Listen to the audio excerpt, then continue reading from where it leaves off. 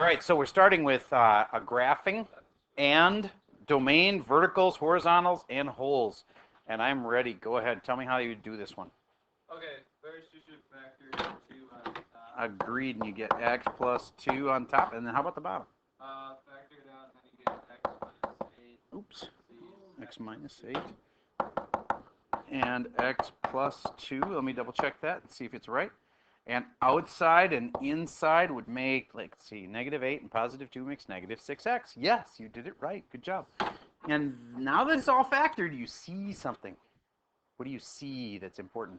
X plus 2 cancel. Yeah, that can cancel, and that part will create a hole. All right, so domain, we always start with all real numbers, or you could start with a number line where you shade in everything works, except what doesn't work.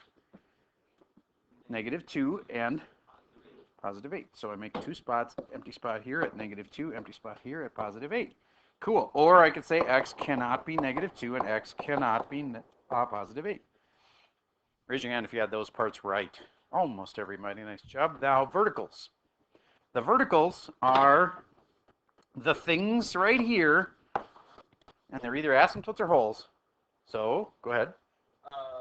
The vertical is 8 because the hole is... Just be careful. X equals 8. If you just said 8, you would get it wrong. That'd be bald. Okay, so x equals 8 is a line. That's the vertical asymptote, okay? And that, by the way, would be over here. It's off the graph. There'd be an asymptote like right over there. Okay, now what? Since the negative 2 goes with the 2 that cancel out. Well said. That creates the hole. That x equals negative 2. Now, exactly where would the hole be? Some of you guys aren't very good at that. It's just negative 2 comma what? When you just stick the negative 2 in. But if you stick the negative 2 into this, it'll crash. So you don't stick it into that. Stick it into the simplified one, which is this. 2 over x minus 8 after that other thing canceled out. And you stick the negative 2 in there.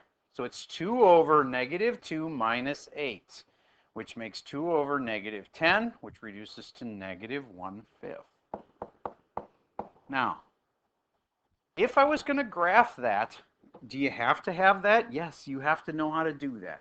There are some questions that are as easy as, like, you know, x equals negative 2 is the whole. But there's other questions you'd have to answer. And how hard was that? All you have to do is find the y of it.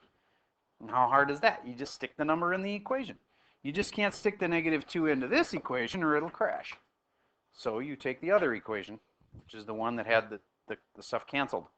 And what after it canceled, it was 2 over x minus 8. So you just stick the negative 2 into that to get the other part. Yes? I get confused when I see 2x equals 2. It's because there's 2 things that will crash this function. That's because of this. You remember how that factored? So there is 2 things that will crash it. So that's okay. I know it's complicated to have 2 answers, but hey, we're at the high level honors higher algebra. So there's 2 things that will crash this function. One of them's an asymptote, one of them's a hole. So the hole is the one that is equal to the one that cancels out. This is the hole, and so in this case it's at negative 2 comma negative 1/5, so there's an empty spot in our function like right there. All right, so now let's do the graphing part, because a lot of people said that that gives them trouble. Okay, so do you get, we can use this simpler function for graphing it too? We can. So y equals that is my thing I got to graph. And what's your best friend in graphing? Nope, graphing calculator, but you can't use your graphing calculator. So, come on. What have I told you works so well for graphing? It graphs anything. XY chart. I need XY chart. Stick in any number you want, but just be smart about it. Why make it difficult for yourself? Give me a number that when you stick it in, makes this work out nice. 9. I like 9. You know why 9? Because it makes on the bottom, I will get 9 minus 8 is 1. So I'll have 2 divided by 1. And 9 worked really nice because it came out to 2 divided by 1, which is 2. 9 comma 2 must be on this graph. Now, it's really kind of an awful graph to have up here right now because, like most of it's off the graph. All right, so I'm just going to change the numbering system here. Instead of counting by ones, we're just going to count by twos. 2, 4, 6, 8, 10. And then now when I put in my asymptote, which was at x equals 8, there would be an asymptote line right here. So everybody put in that asymptote line. That part's easy. And maybe we should figure out the horizontal asymptote, the ones that Bob will tell us. The horizontal asymptote, I'm going to squeeze this in here. This was x equals 8 was the vertical. Is this a Bob? Yeah, it is. It's bigger on the bottom. And so the rule for bigger on bottoms is that it's on the outside. Yep, Bob is an outsider. So it's y equals whatever's on the outside. Well, this problem right here had nothing on the outside. Like if it had been like 1 over x plus 7, the thing on the outside would be the plus 7. There's nothing on the outside of the fraction, so it's 0. So that means there's an asymptote right here at 0. And then, to actually finish this off, you get, generally speaking, that these kind of love butterfly shape. Now, as far as the exact points, you have to find a few. Well, what's this? It's an exact point. 9, 2. So I know 9, 2 is on there. If you don't have at least one clean point on the upper part and one clean point on the lower part, then you can't have credit. So otherwise it'd just be a sketch. All right, so let's get 1 point down in here somewhere. So then, should we stick in 6 and see what happens? No, it'd be -7. Hold on. Can I put in 6? What I'm doing is I'm saying put in 6 or put in 4 or put in 2. Put in one of those and see what happens. Do you get putting in 6 is going to work kind of nice? Because it'll be 2 divided by 6 minus 8. 2 divided by -2, which is -1. Okay, so I put in 6. I got -1. That's another important spot. Right there. Oh, I'm not counting. I changed my x-axis. I should probably change my y-axis also. Don't count by twos, but anyway. And then it would actually be, move that guy down there, and this one would actually be up there. Okay, so moral of the story, I get graphing is one of the harder parts of it, but it's only one small part. Let's do this graph first. Not even like figuring out horizontals and verticals and all that stuff. Let's just make an XY chart. Yes, question? When they ask you, give the point or You're supposed to give the point, yes. Oh, by the way, I never did do the hole on this one. Remember how we said there'd be a hole out here? It's because if I extended this out further, it would add a hole in the graph right there, which we already had figured out down here. But back to this one. This one doesn't have a hole. It'll be a little simpler. A better place to go for the graphing. Stay with me. Try that problem right now. XY chart. You need an XY chart because you have to have 2 distinct points on your graph. If you want to generally say, oh, I know it's a butterfly that's been moved this way and that way. That's cool. It's a good thing to know.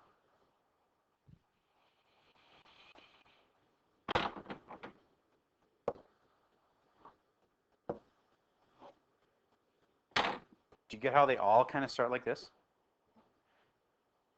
And this one gets moved 4 to the what? 4 to the right and up 3. I'm going to take these spots right here, there and there, and I'll move them 4 to the right and up 3. 1, 2, 3, 4 to the right and up 3. First I'll move them both 4 to the right.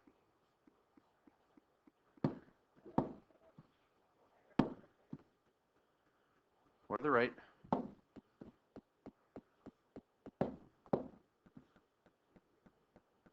And up 3 now.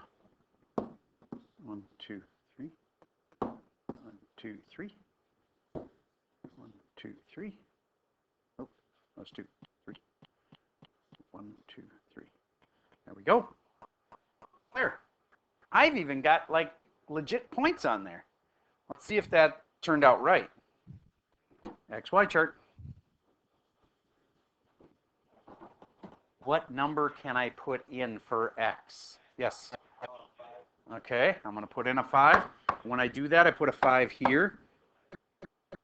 See why I do that? So then 5 minus 4 is 1. 1 divided by 1 is 1. 1 plus 3 is 4. Did you have 5 comma 4? And it's even on my graph. See? It's right here. So I got a for sure right point on this one. Raise your hand if you're getting this one. Okay, good. It's the XY chart that really lock it in and make sure you're doing it right. Because what if you had by accident moved it?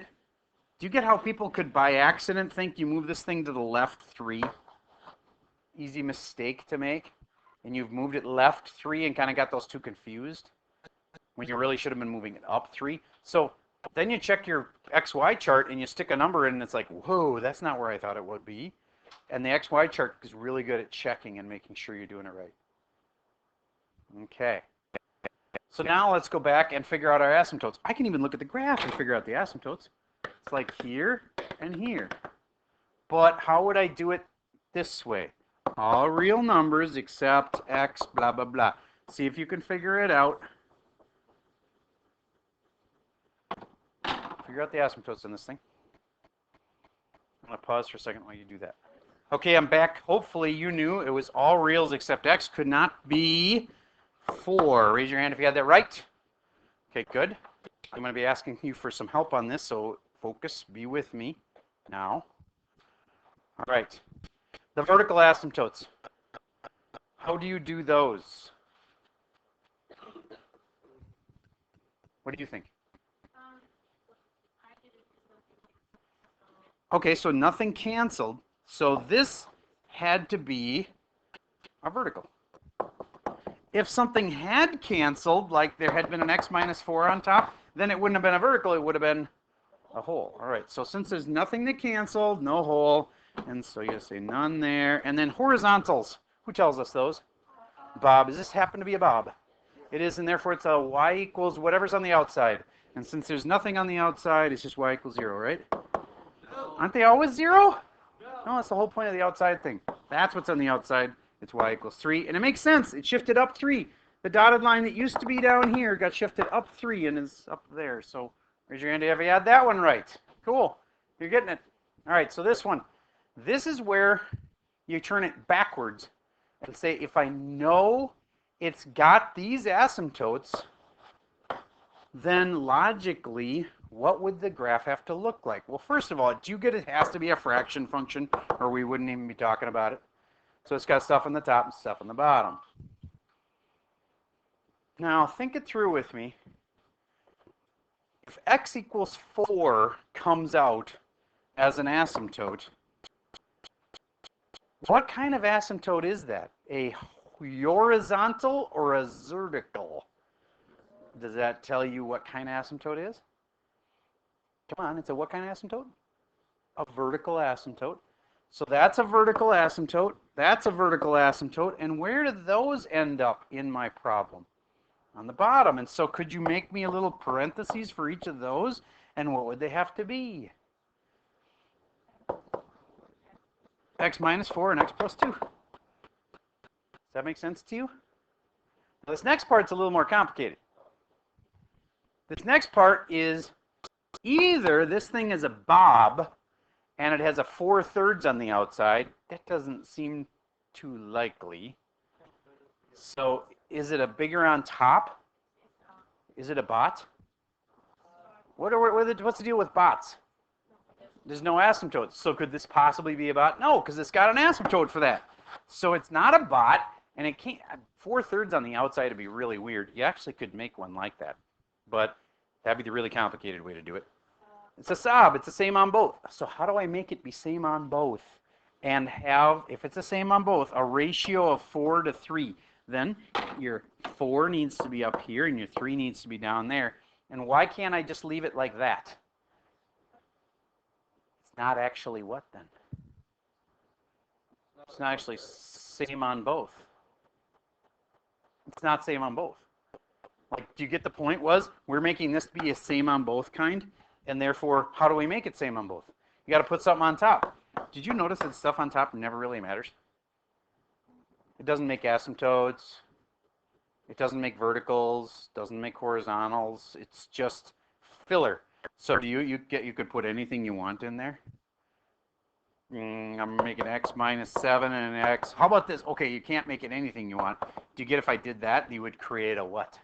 A hole, and it doesn't say we have any holes, and therefore can't do that. But other than that, you can pretty much make it whatever you want. So x minus 9, whatever, as long as those don't match up with each other. Now do you get? It's the same on both, and therefore its ratio is going to be its asymptote, which is 4/3, and that makes our first one. Check. That's what I would do after I was done with a problem like this. Is I go through and say, okay, did I do what they said? Did I have this part? Yep.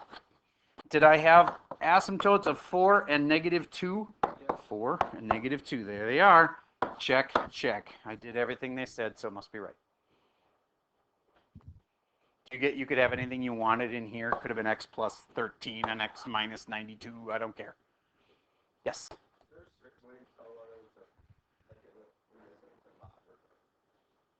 Actually, I would have had to give you credit if you put a 4/3 on the outside.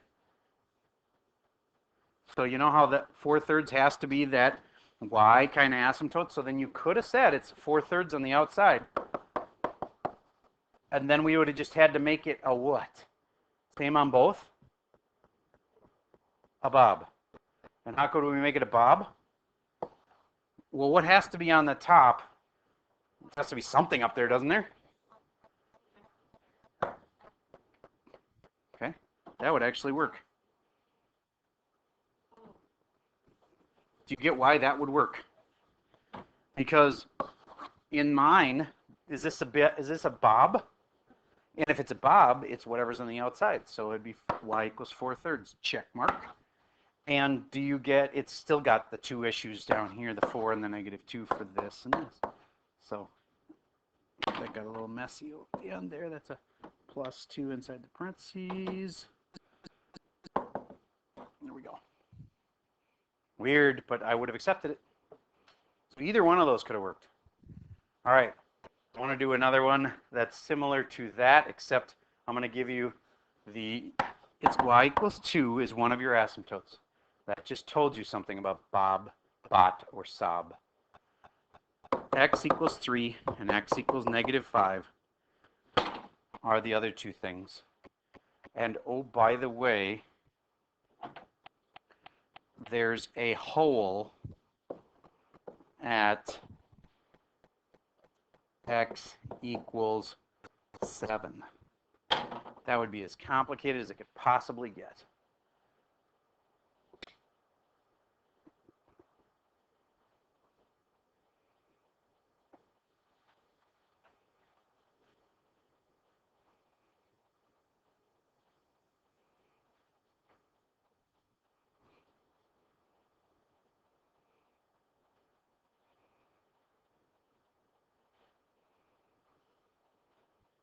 There is more than one possible answer. All right, so here's some thoughts on this one. First of all, it has to be a great big fraction, right? And then it has to have a hole at 9. Right away, I'm slapping an x minus 9 and an x minus 9. Do you get why that's going to make a hole at 9? Okay, next thing. Does mine right now have this going on? Okay, so then I need to slap in an x minus 3 to do that. Okay, then is mine a bob right this second? Yes. It is a bob, and so can I use that to get my final asymptote here? Yes. I can. If I want to use that, I can say this is a bob just the way it is, and I can put, where would I have to put that 1/2 so that the asymptote on the outside? There we go. That would work. That's one of the options. Is there another way you could do it? Yes. Okay, wait. Let me figure out the other way we could do this first. Okay, go ahead. You could add x plus 7 on the top. Hold that thought a second. If I did that, would you agree that that makes it same on both? But then that means we need a ratio as the answer. There you go. If you put a 2 on the bottom, that would work. Raise your hand if you had that kind of answer. Okay, either way, it would have been fine. Yes?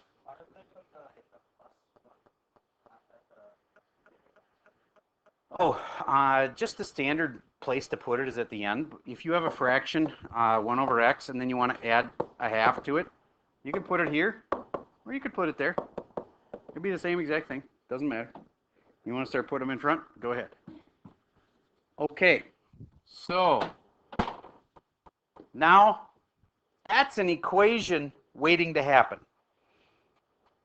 You know where its asymptotes are by a picture. Instead of saying its asymptote is here, you can just look at the picture, see where the asymptotes are. It's just like the last question. Try it.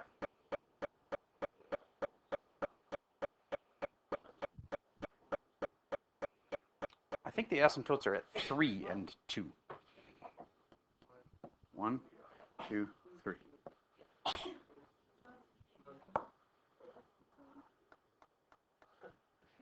But it's also got a hole in it.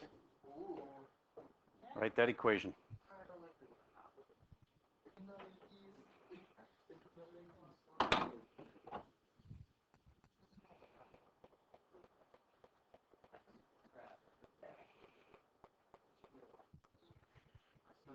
Now, I want to let you know that on the test tomorrow, I know that gets to be a crazy time for lots of people. If it would be much better for you, I would let you push the test to the next day so that you can have more time to study for it. But I think for a lot of people, it'd be better off where it is. Okay, so if anybody comes up at the end of the class and says, you know what, Mr. Server, can I please push mine to Wednesday? I'd let you do it. It's just then you might have more tests on Wednesday. And if you're not going to be here Wednesday, that's not an option. You know what I'm saying? So you can't push the test to the next day and then not be here for it. Then you'd have to, I guess if you just don't show up, I'd still give you the test, but it would be after break and you probably wouldn't do so well. The average kids, when they wait in a week and a half, forget a lot. Okay. Mr. H, tell me some stuff you know. Instead of saying that, what do we know about the equation? And I agree, the vertical asymptote's there, but how do I make that in my equation?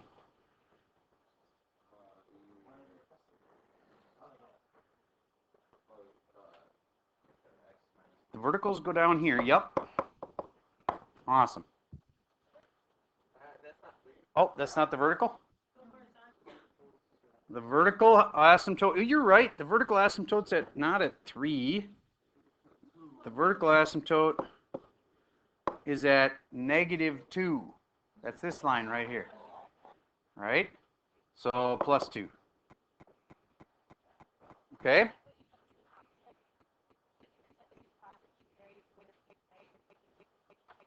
It's this way. What you're saying is a double negative, so it's hard to agree with. But if this is a positive 2, going with the asymptote line here is at -2.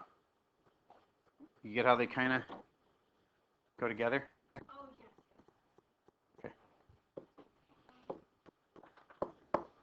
Okay. Give me another thing that you need to have in this. Yes. We need a hole. Okay. Hole. Where? X equals what? Nope. Go from here. 1 over. What's X? -1. At that spot, X is -1. So, X plus 1, X plus 1. There we go. Now it's got the hole, and it's been shifted 2 to the left, if you want to think of it that way. What haven't I finished yet? It's got to be up 3. So, do you get how I could just put a plus 3 on the outside? And now it's a bob. And on bobs, you'd read it by saying, okay, it's a bob bigger on the bottom, so it's whatever's on the outside, so y equals 3. Yay. Option B, do you get we could have made this a same on both and then had the 3 on the top with any malarkey in there? X minus 17.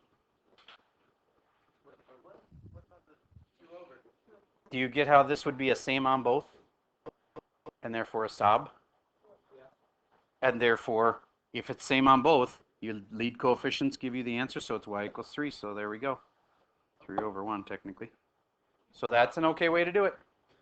Now, I know it's true that technically we'd have to solve for this equation, but we're not going to give you anything that tough. Technically, you could figure out exactly what this is, but we're not going to do anything that hard. Yes? Do you need the y equals or is it not? You need a y equals to have an equation. If you just have this, that's technically called an expression. So yeah, you need the y equals. We typically only take off like a half a point for, or a half of a knockdown. The normal knockdowns are actually 10% in this class. So bottom line is you'd lose 5% for not saying y equals. Question? This way too? That would be a, are you talking about this one right here? And the last one? I'll go back later. Right now I don't want to move the graph because people are doing this problem. I showed you what the other one was before. I can come back to it if you remind me. Okay, this one. If I were you, I'd start by writing the equation without the hole. Because that's the hard part. The hole's really easy. Put a hole in your equation. That part's super easy. So don't start with that, because you'll just be lost on what to put for the rest of it. Start with, if it didn't have a hole, then what would the equation be? For this, you just need slope-intercept. What's the slope on this one, Miss G? Slope is 1. Rise 1, run 1. Looks like it. Over 1, up 1, over 1, up 1. Okay, good. So 1x, and then what's the starting point? The y-intercept. -2. There we go. Do I have to say 1x? Can I just say x? Sure. And then if I'm going to add a hole to it, the hole has to be here and here, and the hole was at 3x plus 3. I'd cry a little bit and have to mark it wrong. Why? Did you hear what I just said? I'd have to cry a little bit and mark this wrong, because it should be x minus 3 and x minus 3. And one more thing. You need something else. Parentheses. Just parentheses. Correct. There's no asymptotes on this one, so. You might say, there's no asymptotes, then what's that thing? Well, that thing's making up part of a hole, right? Yes? Asymptotes for verticals, you get them from the denominator. But there aren't any, so there aren't any vertical asymptotes. All right. Now, we're almost done. Your homework for tonight is to do the entire review, all the problems, check them all, and then you can take your quiz tomorrow. Like I told you, if you get extra stressed and you're like, oh, I need the extra day, it is okay. You can take your test on Wednesday. I just am only going to want you to do that if it's the rare exception. Okay? Because I think your life would be, you'd be better prepared if you just get it done now. Because tomorrow I'm not going to do a bunch of review problems for you like I just did. You won't get any fresh extra practice. Okay?